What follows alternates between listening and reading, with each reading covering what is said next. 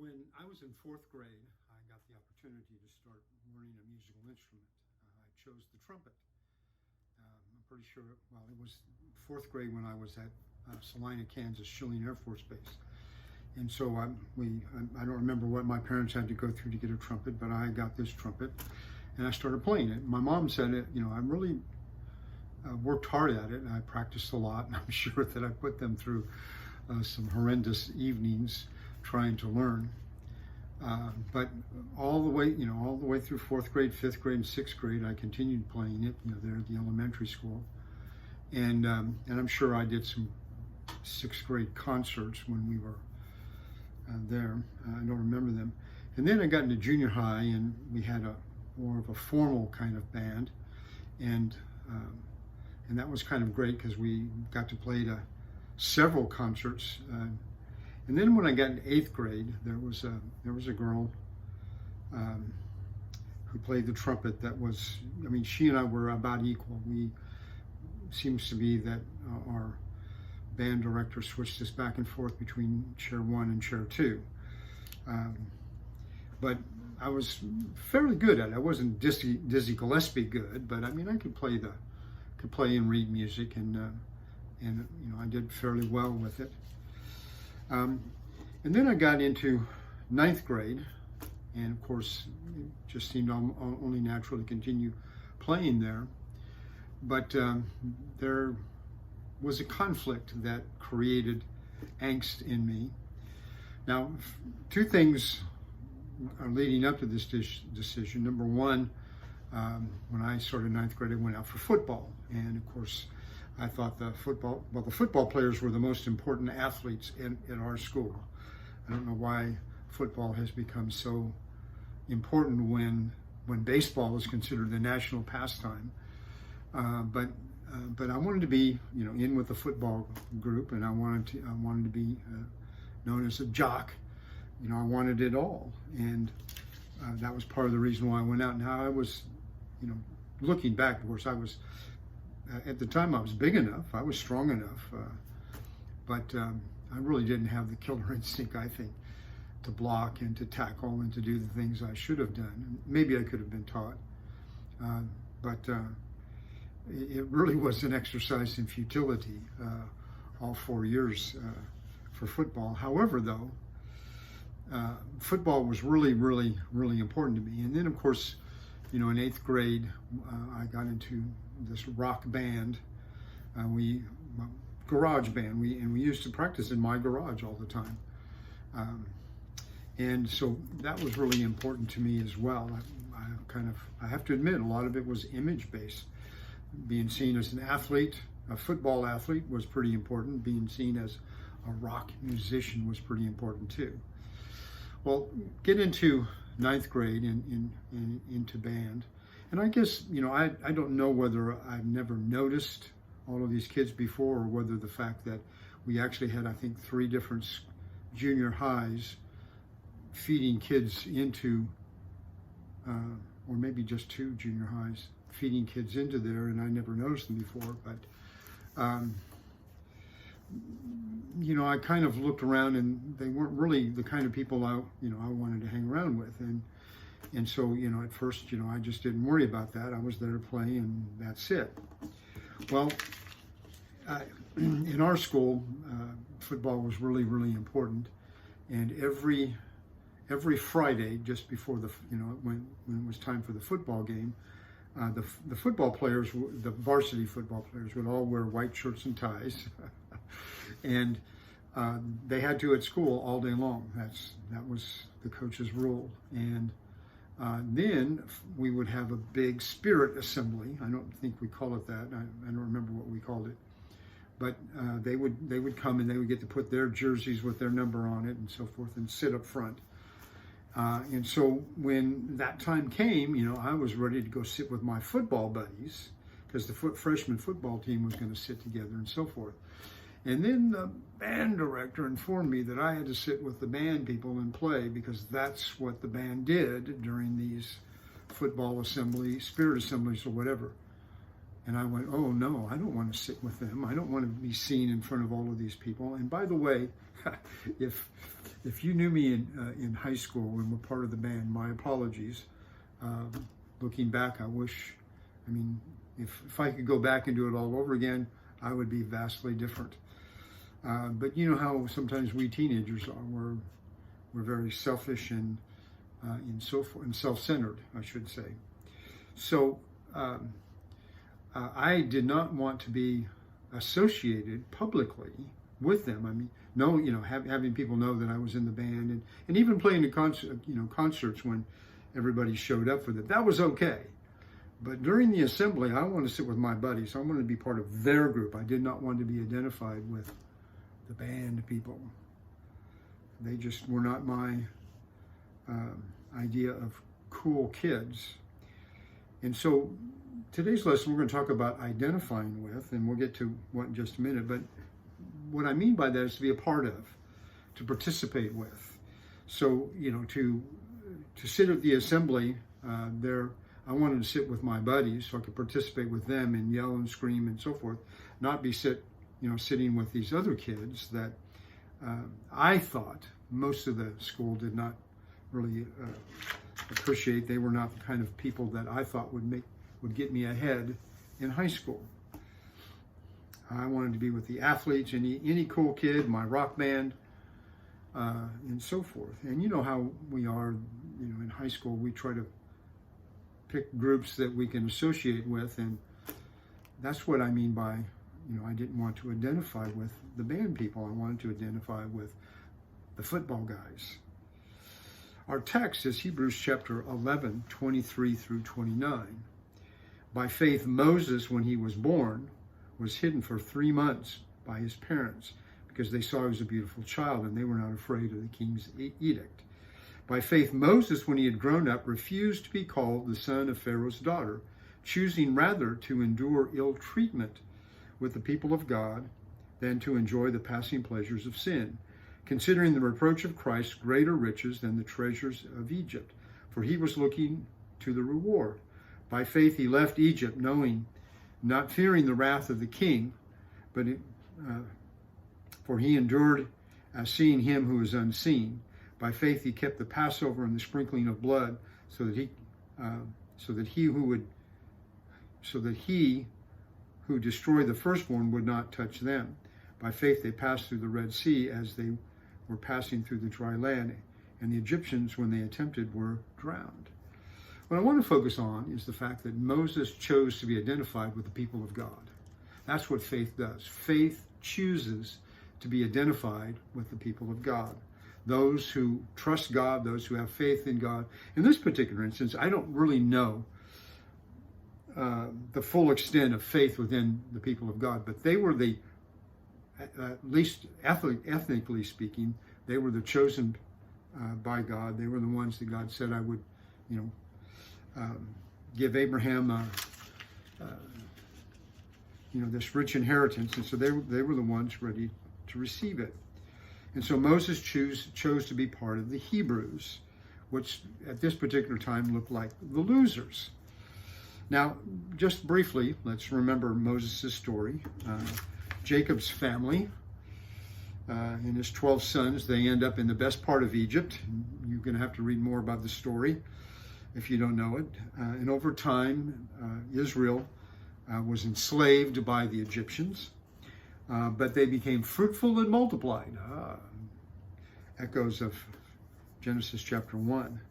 And that worried Pharaoh. And so he decided, and there's some other details leading up to this, but he finally said, throw all the baby boys in the Nile River to drown. Well, Moses is born, and his parents, by faith, hide him for 3 months. And then after that, they realized they couldn't hide him anymore. And so I'm assuming that they put Moses in this basket and floated him down there, praying that God would take care of him. Sister Miriam, she kind of follows in the background, watching what would happen. While Pharaoh's daughter's out bathing in the Nile River, she had pity upon this Hebrew baby because he was floating down in the basket. And so Miriam goes and says, you want me to get one of the Hebrew women to nurse him? And Pharaoh's daughter says yes. And so she brings her mom, Moses' mom, and Pharaoh's daughter pays her to nurse and Moses to weaning age, which could be 5 to 8 years old. And so Moses actually grew up in a Hebrew home and then transferred to Pharaoh's daughter's home. So from age 5, 6, 7, 8, somewhere in there, until age 40, he is a member of the royal family, and he could have easily adopted its customs and lifestyles, as well as its hatred for the Hebrews. But knowing that they were his people, he would choose to not overlook their hardship, and deliberately choose to identify, to join with them, even in their mistreatment. Now, at age 40 is when he made that first decision to be a Hebrew by killing the guard. And then, of course, he ended up having to flee Egypt and was in Midian as a shepherd for 40 years. And then he meets the burning bush, and God says, I got a job for you, and sends him back to Egypt, where he says to Pharaoh, a new Pharaoh, not the one that he left behind, thus says Yahweh, let my people go.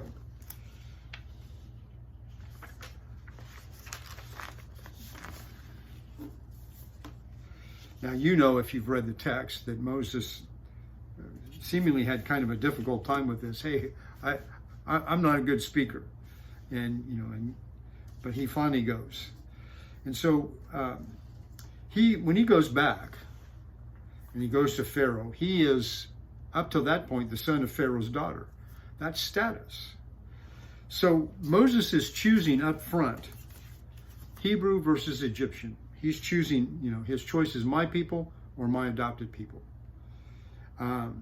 He was Pharaoh's daughter. He choosing slavery or be part of the elite. He had status. As someone else wrote this, he was the big man on campus. He was at the Pyramid Club. He probably had his picture in the Egyptian Gazette as the up-and-coming monarch of the year.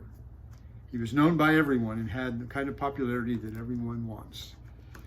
And who knows, maybe they saw him as somebody different. And they might have even thought him a traitor to his own people. But Moses' upfront decision was, I'm not going to go with my adopted people, but the Hebrews, my own people. I'm not going to be part of the elite. I'm going to be a slave. I'm not going to be free. I'm going to be part of the oppressed.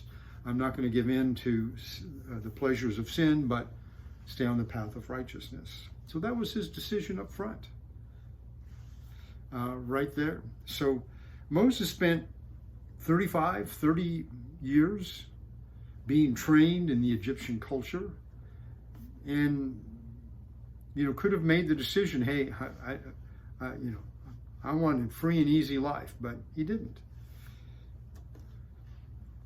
He made the decision up front. Now, of course, the text takes us through the fact that he left Egypt, and they went through the Red Sea, and they did the Passover. They went through the Red Sea, and then they were out in the dry land, and out in the wilderness. And so I think that to some degree we could say that by faith Moses continued to make the decision to be identified with the people of God. Every day he had to. I'm sure that there were times when Moses thought, why did I choose to go with these people? You stop and think about what Moses faced along the way. First of all, there were complaints. In fact, they don't even get down to Mount Sinai, and they're complaining about their food running out, which, is a legitimate complaint, and, they wanted to know, what are you going to do about it? And so that's when the manna begins, and they also get quail, so God gives them manna and quail, and it would be interesting to find out, once we get to eternity, whether or not God provided quail on more than one occasion, whether they found meat along the way in other animals. Maybe as they were traveling about with some of the nations, they either took the wildlife, or maybe they took some of the livestock. Who knows? And there were because there were some battles along the way, and maybe when they conquered people, they took some of their livestock as booty. But those are all speculations. Still, they said, hey, we don't have any food, we don't have any water. Did you bring us out here to die? constant difficulties. And there were enemies there. So they were always complaining. And then there were threats. We're going to stone you to death, Moses. And then there's the threat of going back. Constant challenges. One was to his leadership. His own brother and sister. They were older than him. Maybe they thought, hey, we're older. We should be part of this too. And they challenged his leadership. And then there were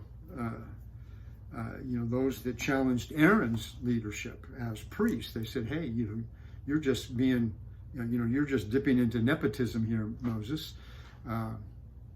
All of God's people are holy, and we should be part of this. And so some of the Levites challenged Aaron's position as priest, and that's when, of course, we had Aaron's rotted bud, which identified Aaron as God's choice, and then the others were swallowed up by the earth.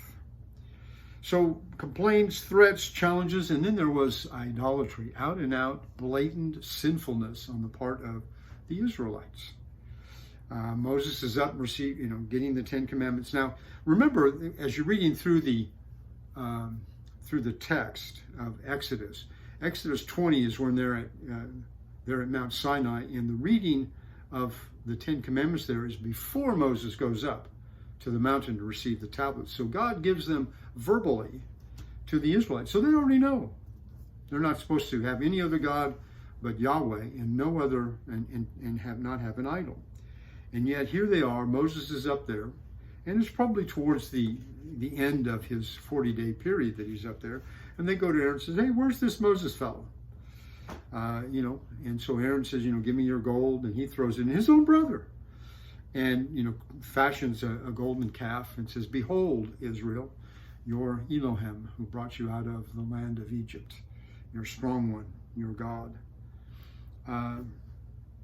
And so in the midst of all of that, Moses had to make a continuous decision by faith, day in and day out, to stay with them. I wondered if he thought, hey, I'm going to go back to Egypt. I've had enough of this. And I bet you we might find out on that final day that that's probably what happened on occasion. But along the way, Moses had to make an active decision every day what to do about his decision to be identified with the people of God. And of course, that first decision is in spite of what I'm going through, I'm not going to leave. I'm not going to give up. I'm sure that he may have wanted to throw in the towel on occasion, but he didn't.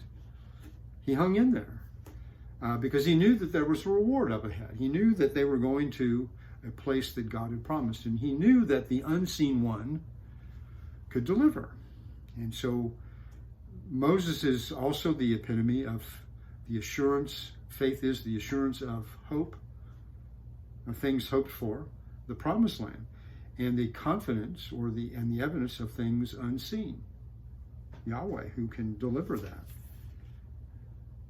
And so he decided not to give up. He also interceded constantly. God would say, Moses, stand back. I've had enough. I'm going to destroy them. And he would get down on his knees and say, what would the Egyptians say? Now, I don't believe that Moses for a second was telling God things he didn't know. I believe that God was allowing Moses to do his job, to be the intercessor, to plead with him on Israel's behalf. That was his role. He also admonished the Israelites on occasion, as you read through there, and especially the book of Deuteronomy. The whole book is Moses' final address to the Israelites and saying, let's get ready. And he's admonishing them and teaching them each and every day. And so he made the decision not to leave, made the decision to plead with God and intercede on Israel's behalf. He made the decision to actively admonish them, and he also made the decision that every day he would get up and do whatever God asked and lead them towards that promised land, the land of Canaan. And so this is what faith does. It identifies with the people of God. It says, I don't care, what the situation is. I don't care how the world sees them. I don't care how others see them. I'm identifying with the people of God, and I'm going to be part of them. And I'm going to make the decision every day, and I'm going to actively decide what to do about that decision as well. And I think that, that's certainly a good lead-in for us today as well. When I, looking back when I was in high school, I would never, ever, ever in my wildest imaginations had become a Christian. I would never have identified with church people at school. My mom made me go to church, but I would never have palled around with them. I would never have brought a Bible. I would never have done any of that. But by age 20, I had changed a little bit. And I actually hung around with Christian people. And I actually had a decision. Because where I worked, I liked the people up until all of a sudden I was confronted with a decision,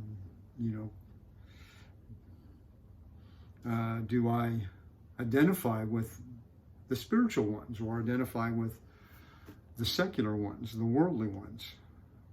And all of us have that decision up front as well. Even if we're raised in the church, I know I've met folks along the way who were raised in the church, and they still had to make that decision, even though they were raised there. They got to a point to where I wonder if, to some degree, this is a little bit like the Amish, who allow their teenagers, once they reach a certain age, to go out to experience the world and decide, you want to be with us, you want to be with them. And so we make a decision up front. Am I identified with the church of God, the church that belongs to God? I make that decision up front. They might not be the cool people in town. They might not be the cool people in the neighborhood. Who knows how the world might see them? And Jesus tells us the world is going to hate us because it hated him. And so we're going to have to make that decision. But for most of us, we've already made that decision, if you're listening to this. But for some of us, then, it becomes a continuous decision to stay. There are, sometimes the church is just like Israel. Actually, a lot of times it is. And it's kind of interesting, if you Google difficult people in the church, you'll get lots of interesting answers and pages to go to. There's one guy who said there's 4 difficult people at church. The dominator, who tries to dominate everybody and rule and make all the decisions. There's the dodger, who doesn't want to deal with anybody. There's the debater, who doesn't like anything you teach. And then there's the drainer, who drains you emotionally. And we've all met those kinds of people. There's one fellow who says that there are people you should ask to leave your church. Now, he's the pastor of his church. There's the commuter. They live a little further out, and they commute in, so they really can't offer a whole lot of work. There's the transfer. They live locally, but they've got their nose bent out of shape because some church that they went to did something they didn't like. There's the traditionalist. Oh yeah, we don't like traditionalists because they want to keep things the same. There's the critical spirit. There's the personality clash. And this particular pastor told about how there was one lady who, she wanted a pastor who was older and dignified, so she didn't like what he wore. She didn't like his illustrations. She just clashed with him, and he told her that she needed to leave. Then there's the split family, where the husband likes one church and the wife likes another church. I've met that a couple of times, but so there are lots and lots of people who think that you ought to, identify these difficult people and get them out. But that's not what Moses did. Moses didn't tell them to leave, although on occasion, of course, God sent something and removed them by death sometimes. But that's God's decision, not ours. I liked one individual who said that there are people in the church, and they're difficult for 3 main reasons. One, they challenge your leadership, which that happens a lot. They consume your time. In fact, there was one guy I was describing to somebody else, to another congregation. I said, how there's a saying that 80% of the 20% of the people take up 80% of your time. And I said, well, I've got one just one who takes up 10% of that 20%. But anyway, he says they consume your time and they drain you emotionally. And boy, I've had a couple that have as well. I'm usually pretty easygoing and laid back, but there are a couple who just push my buttons and it drains me emotionally. But this individual asked, what does a difficult person look like and how can you win them over? I like that. Because you see, when we make the decision to stay and we continually, then we have to decide to act. And that means we have to love them. Love means that I put their needs ahead of mine. Love means that it doesn't matter how I feel about them, what I think about them. They're part of God's family, part of God's people, and therefore I've got to love them and help them. Second of all, though, just because they're God's people and I've made the choice to stay doesn't mean I can't admonish them. That's, we don't whitewash church members. We don't whitewash their difficulties. We can admonish them if they need admonishing. And Paul tells the Romans that I'm confident that you are fully capable of admonishing one another. So we can point out things that they need to do, but we can also help guide them as well when we make that decision to stay. But most importantly, we ought to pray for them. And if you're in a congregation that's relatively, I think 80% of all church group, 80% of churches in any church group are under 200, and actually, I think now that's getting to where we're under 150 or maybe even under 100. There are some churches where you could literally almost in a couple of days, literally pray through your directory.